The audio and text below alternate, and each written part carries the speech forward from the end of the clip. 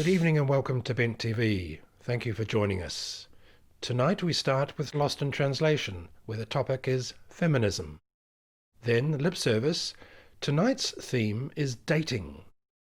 And we finish tonight with Seahorse, the final in the current series, with Greer and Brenda discussing the lobbying of government for financial support as part of the Gender Diverse Working Group.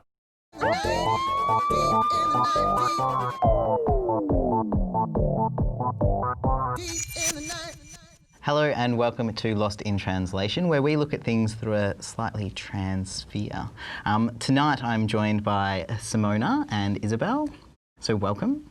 Hey Nate. Hello.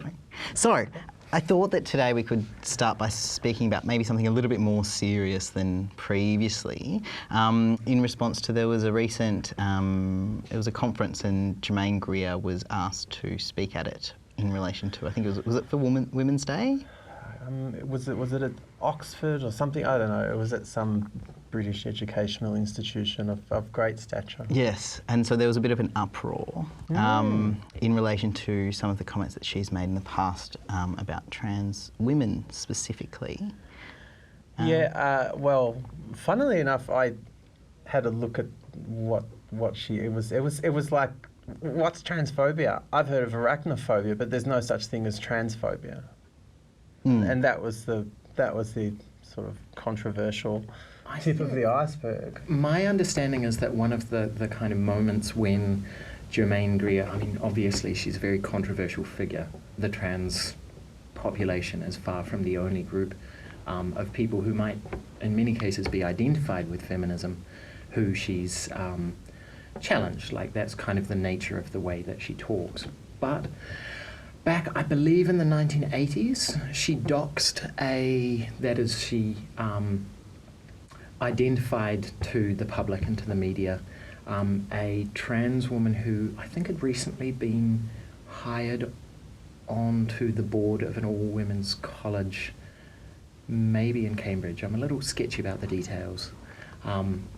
And thankfully the college stood behind this woman, but it was a moment where she publicly outed someone as being trans who otherwise would have just gone about their job. So I think that there is a bit of a long-running legacy there with material impacts on the lives of individual people. Yeah, like she's speaking at Mona in the next few weeks, and she's also speaking, I think, at the Sydney Opera House, and so there's a few people that are getting a bit upset about that. Trans activists particularly, and also I guess like people that are looking at feminism from a trans inclusive point of view. So, you know, things that have been, I mean, she's been glitter bombed in New Zealand, you know, by some trans activists, which I think she just looked over the top of her glass for. I think that was the extent of the reaction. But, you know, like she said things like, you know, they're just grotesque parodies of femininity wearing too much eyeshadow. So I guess I'm a triple threat because I'm an architect, I'm a goth, and I do wear eyeshadow, I guess, and I'm also trans. So happy Mardi Gras, Germaine. Happy International Women's Day, Germaine. You know, do you like my black eyeshadow? I suppose that with her, like she's one person within the, you know, we'd say extreme feminist kind of I would be sphere. reluctant to No? use that word extreme feminist. I mean, it's a particular branch of feminism. Trans-exclusionary radical feminism? Yes, I mean, I think that it is really important to identify that there is a particular politic there and not just kind of suggest that just by virtue of holding a particularly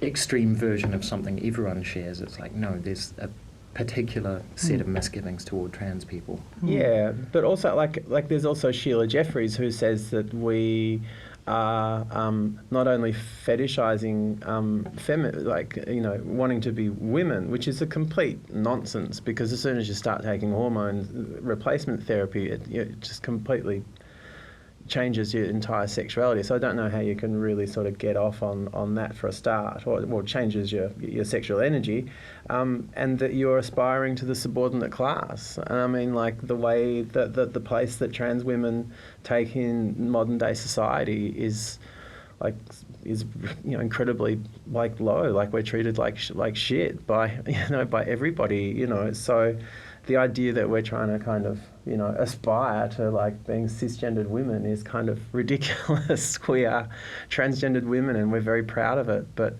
to try and kind of make out that we're giving up our privilege to become subordinate is just this ridiculous idea that it just defies logic, and it's just given so much traction at an educational level, universal level. Yeah, I think it presumes a really naive point of view, or a naive stance that trans women are taking. I think that most trans women actually do have a fairly complex relationship to privilege and marginality, both our own as trans women, and I think in many examples, with regard to race, say, trans women, regardless of whether white or of colour, we exist not just simply as trans women, we're kind of oriented in relation to a whole bunch of different oppressions, and the idea that we're somehow not able to recognise the fact that we exist on multiple levels in relation to all of those, I think is really short-sighted, really unfair.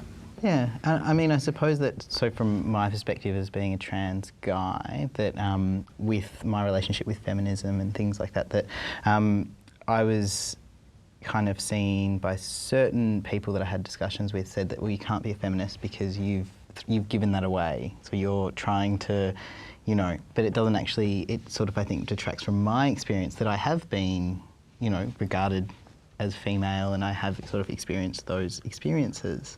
But I'm suddenly trying to do something. Well, the very interesting thing is that both Sheila Jeffries and Germaine Greer are very publicly outspoken about trans women, and they don't have a lot to say publicly about trans men. Well, because trans men don't exist. Which was it? Lesbians didn't exist in the 18th century as well, so, good-o. But I just find that they just don't even acknowledge that as part of public discussion, and it's just an inherent flaw. But if feminism's understood about equality, then, and Sheila Jeffries at a Women of Letters was just slamming down on the table going, no, we must have separatism, it's all about separatism. And people are just shaking their heads, and she's describing any man who wants something to do with feminism as, just some token sort of, They had a name for them, I can't remember, anyway, too long ago. All very interesting discussions, but we're unfortunately out of time. So thank you very much for coming on and having a quick chat. So you've been watching Lost in Translation.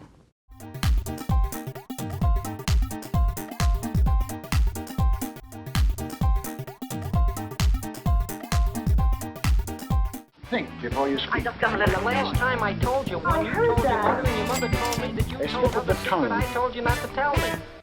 Welcome to Lip Service on Bent TV. We've been off air for a little while, but we have been very busy, and I want to welcome my panel. My regular panellist, Jess, is back, which is wonderful, and we have two guest panellists, Rach and Andy, joining us today. Hi. So as I say, we've been very busy collating all the problems, and we've decided to theme the programme. So we're going to take one today about dating. So guys, are you ready for our first issue to resolve? This comes from Kerry. She says, I know this question is boring, well, I think we'll be the judge of that, but this question, but I struggle with who should pay on a date. In same-sex dates, it's tricky to know whether to split or shout it. Kerry's right, it's boring. It's a boring question. No, I think it's difficult though. I do think it's hard to know. I mean, I don't know. I don't even think that there's still the traditional man pays for a woman in a hetero sense. I mean, does that even still exist? But I do think it's tricky to try and work out, who should pay. Unless you're a tight ass and just get them to pay all the time. Yeah, It's worth a try. Give it a go. Give it a go. I think you should assume, it's best to assume everything's equal and you're going halves always, and then if someone really wants to, they can go, Do you reckon? it's important that I pay. Yeah, I think just assume everything equal, because some people, if they pay, then they assume like- they're getting something, and it's just simpler and more honest to just go half each, everything's fair. Well, yeah, I don't know. I think that whoever asks the other person out should pay.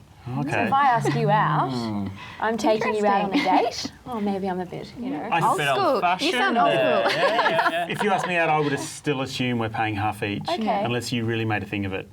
Consent. I think you don't want like to- you don't want to just sit there Yeah. and do nothing and and then have them So say. what I would be doing during the meal would be, you want obviously a conversation. You're going to find out what do they do for a Yeah. living. Then you make a mental assessment. And then Here's decide more on than I that. do, and then Oh, they've decide, got money, so Yeah, it's that's fine. You can pay for it. So let's go with that one.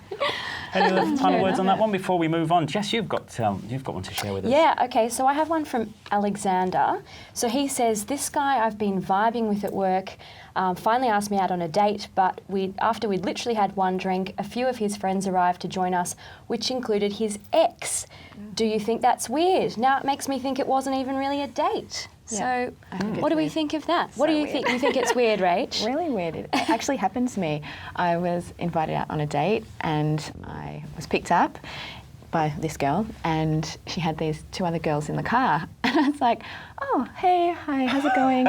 And we went to this lovely restaurant and then when she got up to go to the bathroom, all of her friends started quizzing me and asking me all these really embarrassing questions. And I thought, oh my God, this is not a date. This is like an inquisition. Yeah, that an is interview. strange. I thought it was really weird. So I don't understand the idea of. And one of those additional guests was the ex of the. Oh, I don't think so. They might have hooked up. But the fact that she brought friends. Yeah, just brought I mean, like backup. Did you say anything about it? Or? I did in private. Like later, I thought, was I supposed to bring friends? I missed the memo. Yeah. So I don't know. Maybe I feel really awkward. But yeah. It's stupid. Like on a date, the people are so nervous and so unsure about everything. It's crazy to bring a committee along, or especially an ex. Yeah, For goodness sake, definitely. that's just, no matter how open-minded they are, it's just going to throw them off their game and you're not going to see the real person. It's just thoughtless and selfish and wrong in every way, I think. Do you have to have this official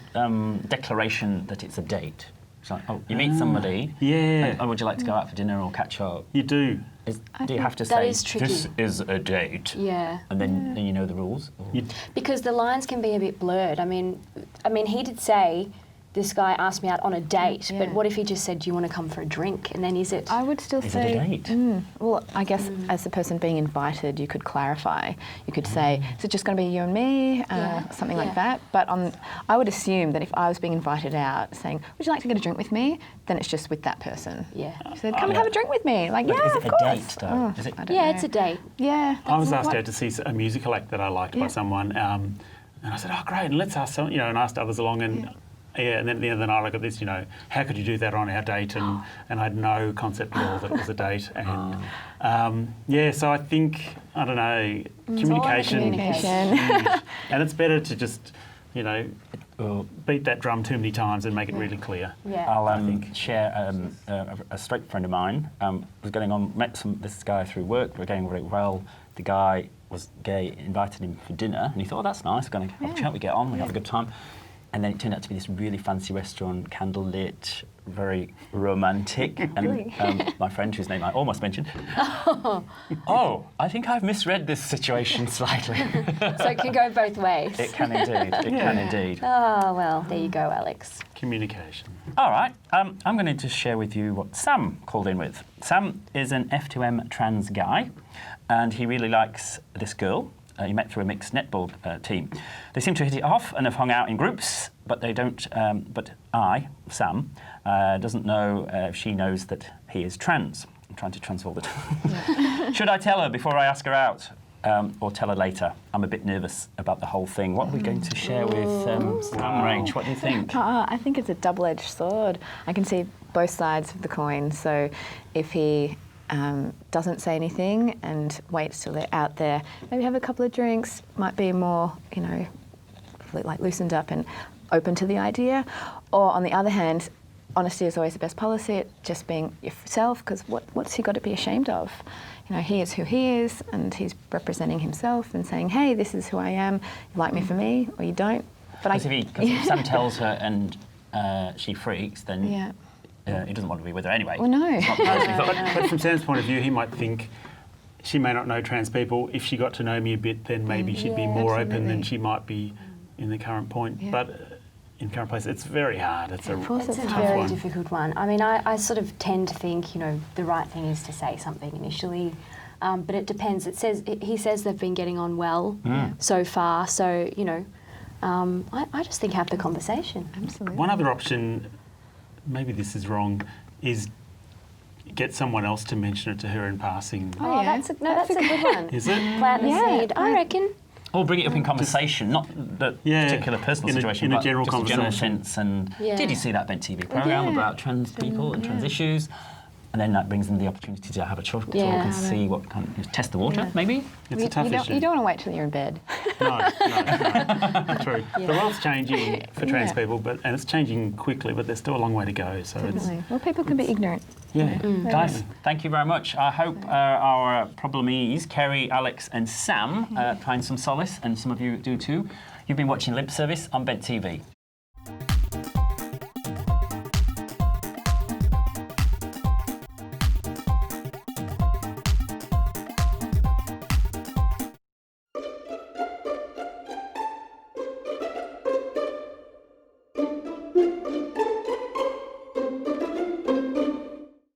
Welcome to Bent TV. I'm Greer McGearey, President of the Seahorse Club of Victoria, and it is my pleasure to be joined by Brenda Appleton. And tonight we're going to speak about the broader activities of Seahorse and the broader transgender community in Melbourne. And Seahorse is part of a loose coalition of trans and gender diverse groups who are participating in a series of workshops throughout the thing. And this has taken some years to sort of finally get together, but it's been a privilege in the last 12 months to be able to get this up and running, hasn't it, Brenda? It's been a fantastic development. I think Melbourne, Victoria, has more trans and gender diverse groups than any other big centre in Australia. And to think that we can all work together and be providing support to each other is just a fantastic development. Over the years, I think we've been very much a fragmented community, and we've got a sense of purpose and I guess common desire to improve things for our community, which is great. Well, that's one of the things I think has been really important in the last 12 months, is that striking up a formula for the groups to get together, but without losing the identity of the individual groups. And of course, it's not just male to female, such as what Seahorse is involved in. It's also female to male, as in F to M shed, and the variations in between. So would you like to give a brief outline of what the group has been trying to achieve in this last 12 months? I guess the group is very much recognising that we're not just a transgender community. We've got, depending on the survey, somewhere between 25 and 35% of our community now identifying as gender diverse. So we've got several groups involved who are much more focused on a gender diverse expression of gender, rather than being driven by the binary of male or female. And I think it's fantastic that those people feel comfortable to explore a gender diverse future rather than feel they've got to fit in male or female. And for many people, that's just not a comfortable place to be. I think what's great about us working together, and as you've said, it's important that we don't lose the integrity and the independence of any of the individual groups, and therefore it is a loose alliance, and we're really doing it through a working group. So we don't have a peak body, and I don't think we need one at the moment. One of the reasons that we've worked hard to put this coalition of groups together is that we need to be working with government and getting much more funding in terms of support for our community. And government has said to us in the past that we're too fragmented, they don't know who they're talking to, and they're getting, I guess, a diverse range of opinions and expectations depending on the group they're talking to. So I think it's fantastic that at the moment we can demonstrate to government that we have some unity, we have some commonness of purpose, and we're supporting each other. And therefore, we have got a working group the government can be dealing with, and we can start negotiating for funding for our community in a much more tangible way than we could just a few years ago. Well, that's a really strong reason why the group is sort of formed, but there's also the more practical day-to-day activities that we've been involved in. And would you care to sort of share some of those activities that we're doing which are common to each of us, but not necessarily a focus of the individual group? I guess one of the reasons that we've put the group together and we are working together is that there's a lot of individual skills and experiences across the different groups, and therefore by working together we've got a framework within which we can share those skills and that experience. And we've been running regular workshops, once a month workshops, for people to attend to, I guess, partly network, but substantially get some information about an area that they might not be familiar with. So one session which we had back in April was trans and gender diverse success stories. And we had a panel of 11 people, and thanks to you, Greer, a great MC.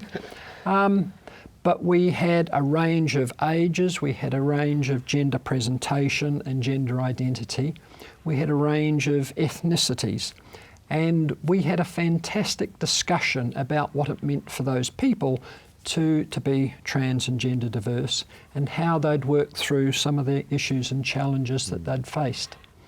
And we had about 50 to 60 people there on the day, which was exceeded our wildest expectations. Yes, I think that was really a brilliant day in that it did fit in with our title of trans and gender diverse, which it allowed a whole range of people from either end of the spectrum, as it were, to do that. And I might sort of cobble it together with an observation I was making last year that the first trans and gender diverse film festival, Tilda, and I had the opportunity to provide a speech as the closing session, and as I looked out over the audience, it really struck home to me how that terminology is there in practice, trans and gender diverse. There was a handful of people such as myself, but there was such a broad range of individuals sitting in that audience of about 300 people that you couldn't help but be impressed with it. And I think that's what the trans and gender diverse grouping that we've got together is really starting to pull together. And I think an important thing. And I know in your role that you do have a significant role in advocacy at the government level and beyond. So thank you very much. One, that Seahorse can be involved in this group, but also to all the other groups who are involved in it as well.